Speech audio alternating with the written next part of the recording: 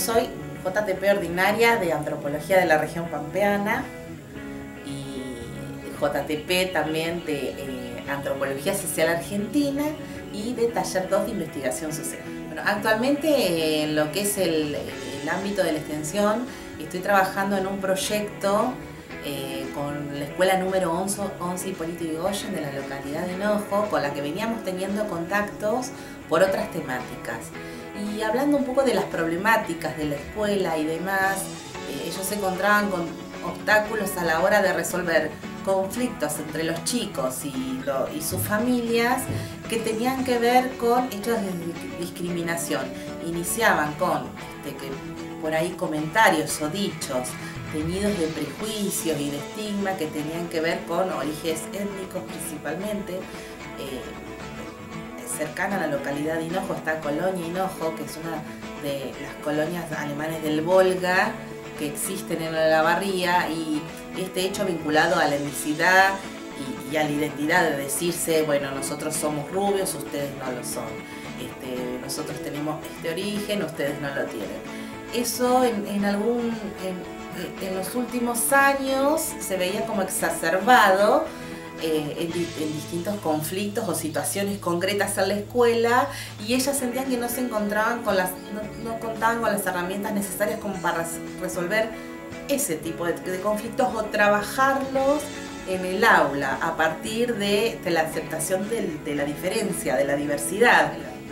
Entonces se nos ocurrió generar un proyecto de extensión vinculado a una capacitación que brinda herramientas justamente para trabajar con lo que es la diferencia cultural y la diferencia sexual en lo que es en el aula, y generar también adecuaciones en las actividades de enseñanza-aprendizaje de estas docentes. El proyecto se llama, lo voy a leer porque es muy largo: de negritos, chorros, grasas, gordos, vagos y caretas, mariquitas, marimachos y otras yerbas. Herramientas para abordar la diversidad cultural y sexual en el aula desde una perspectiva de derechos y de género. Así que, bueno, son todos temas que vamos a trabajar con las docentes, ¿sí? Tratar de entender qué es la cultura, cómo nos atraviesa, cómo influye la cultura en la construcción de estereotipos, cómo influye el prejuicio en acciones concretas de discriminación, que no necesariamente tienen que ver con un acto de violencia física, sino con una violencia más encubierta que tiene que ver con esta exclusión de ciertos procesos de enseñanza y aprendizaje desde las propias docentes, que ellas se han reconocido en esas prácticas que se dan, si se quiere, muchas veces de manera inconsciente. La televisión está teñida de estereotipos, la publicidad está teñida de estereotipos también. Y sí, no podemos negar que somos grandes consumidores, pero son cuestiones que por ahí uno las tiene tan naturalizadas que no se pone a problematizar sobre esas cuestiones. Y así todo, por ejemplo, los juegos que se dan en el jardín de infantes, las nenas a la cocina, los varones, esta cuestión de sectorizar la sala de acuerdo también al género y vincular algunas actividades a las niñas y otras a los varones. Eso tiene que ver con una educación sexista que nos ha atravesado durante toda nuestra vida. Son los colores: el rosa para la nena, el celeste para el varón, el sacar la basura el varón, el lavar los platos la nena. Y son cuestiones que incluso a partir del juego, que el juego se usa como una herramienta de educación, se afianzan desde muy pequeños, y son cuestiones netamente culturales, porque nuestra cultura paternalista dice que esto está permitido para las nenas y estas no. Si se salen de la norma son marimachos, son prostitutas, son putas. Si se salen de la norma o de los gustos de los varones, justamente son putos, son débiles. Entonces, y eso conduce justamente a: ¿no te gusta el fútbol? Ah, vos debes ser puto. Ah, ¿qué te gusta? La moda. Ah, sí, vos debes ser puto. Vos jugás al fútbol, vos sos torta. Tienen que ver, y son cuestiones que tienen que ver con cosas aprendidas, ¿sí? Transmitidas a través de la cultura, que te van formando y generan en algún punto actos de discriminación. Pero esto no es ni más ni menos que todo el derecho que le asista a una persona de definirse en términos de identidad. Si si esa identidad pasa por lo sexual, es decir, la identidad de un sujeto está construida a partir de muchos pilares, entre ellos lo que es la identidad sexual. ¿Sí?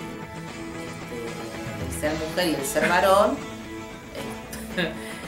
digamos, asociado a una cuestión biologicista, nunca supuso mayores problemas. Ahora, ¿qué pasa cuando el sentirse mujer no se condice con la propia anatomía? Ahí empieza a surgir el problema y digo, en términos, antes se resolvía o no en términos personales, pero justamente cuando esta problemática pasa a ser una problemática social, ¿sí? y entender que es un derecho de todo sujeto definirse como le parezca, digamos, a los sectores, a ciertos sectores de la sociedad más conservadora, imagino que les debe haber resultado, incluso hoy debe resultar bastante incómodo, pero tiene que ver justamente con formaciones culturales muy arraigadas, ¿no? Y de entender la cultura como una construcción y no como algo dado, ¿sí? Y tratar de entender, bueno, desde dónde se construyen esas pautas culturales que de alguna manera nos definen o elegimos que nos definan. Ahí es muy difícil cuando uno se cría, se desarrolla con ciertas pautas culturales, sobre todo la nuestra, una cultura tradicionalista, paternalista, con una mirada occidental del mundo, ¿se entiende? Es muy difícil lograr un poco abrir la mirada y aceptar la diferencia. Hay que trabajar desde un marco de derechos, ¿sí? Que todos somos sujetos de derecho,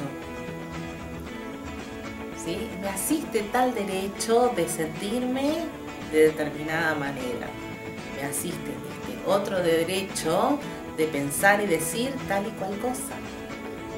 Hoy hablamos de la ley de identidad de género, ¿sí? Es fundamental pensar la diferencia sexual para trabajar en la aceptación de entender de que todos y todas somos sujetos de derecho y hay que elaborarlo desde ahí con los pibes desde chiquitos. En realidad no nos proponemos querer transformar la realidad, sino trabajar para ir intentando pequeños logros, ¿sí? La cultura es algo dinámico y va cambiando. La idea es ver, bueno, cómo desde la antropología podemos tratar de abordar ese dinamismo también, ¿no? Y creo que lo que nos define en alguna manera es en entender que no hay nada dado, ¿sí? Incluso en esto de desnaturalizar hasta lo cotidiano, ¿sí? Si las cosas no se dan porque sí, sino en intentar dar una respuesta, ¿sí? A los fenómenos, a las problemáticas que se suceden. Entonces, nosotros no tenemos la verdad absoluta ni la receta. Justamente en nuestro discurso de la antropología siempre decimos, solo sabemos que no sabemos nada. A partir de ahí es que vamos a lograr un avance y un cambio.